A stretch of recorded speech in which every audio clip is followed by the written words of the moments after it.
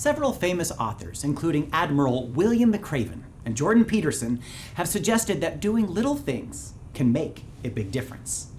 McRaven says it this way: little things can and do change your life, and maybe even the world.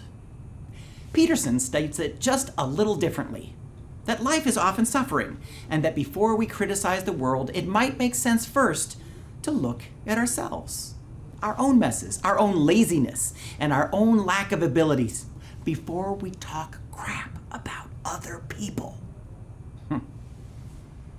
Thus, he goes on to say, set your house in order before you criticize the world. These authors and many others are asking for a return to a disciplined self, one that cares about himself and herself, and that the way you do that is by looking at your immediate surroundings. This means not causes online or political viewpoints super far away from you. You start by caring about the people around you. You know, let me talk about some research here. A weird thing happens when people go too much online. Others, especially people out of our peer group, become invisible to us. Often, we adults won't see children or teens as real people. Have you ever felt that? Brushed aside by an adult on an iPhone? I bet you have. Similarly, teens often don't pay attention to adults, and if it gets bad enough, you may not even see teachers, administrators, or janitors as real people. People who have lives, feelings, and difficulties just like you. When was the last time you asked a janitor his or her name? Are they invisible to you? So, what kinds of little things might we do to fix this problem? Well, Peterson suggests putting your house in order, meaning, at least in part, that your relationships surrounding you should take priority. Care about your family. McRaven suggests that the way you approach your environment, by caring for it, often makes you see things and even people differently. He says that it can start with something as simple as making your bed each morning. I'm sure your mom would be thrilled to hear that. Okay, taking these two thoughts together, Dr. Dixon here is going to suggest that at ALA, one thing for us to focus on, one small little thing that can change the world, would be to clean up after ourselves at the end of lunch. Really?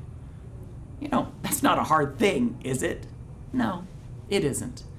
But it can be an easy thing to forget or to take casually. You know, what's the big deal if you leave a can of soda? One can of soda doesn't make a difference. It doesn't. But how about 15 cans or 30? What about the nachos that spilled onto the table?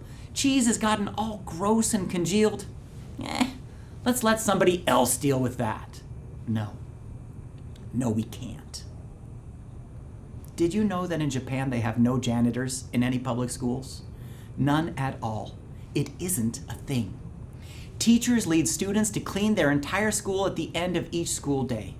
It's part of their discipline, part of their nature, part of keeping their house in order and caring and respecting their environment. I love it. It's beautiful.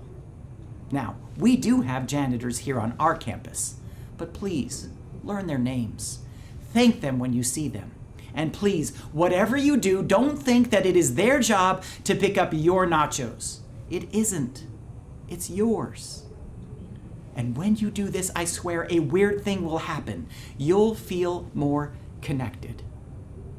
You'll start seeing those that maybe you didn't see before. The invisible won't be invisible any longer. And that isn't a small thing at all. All in, Patriots.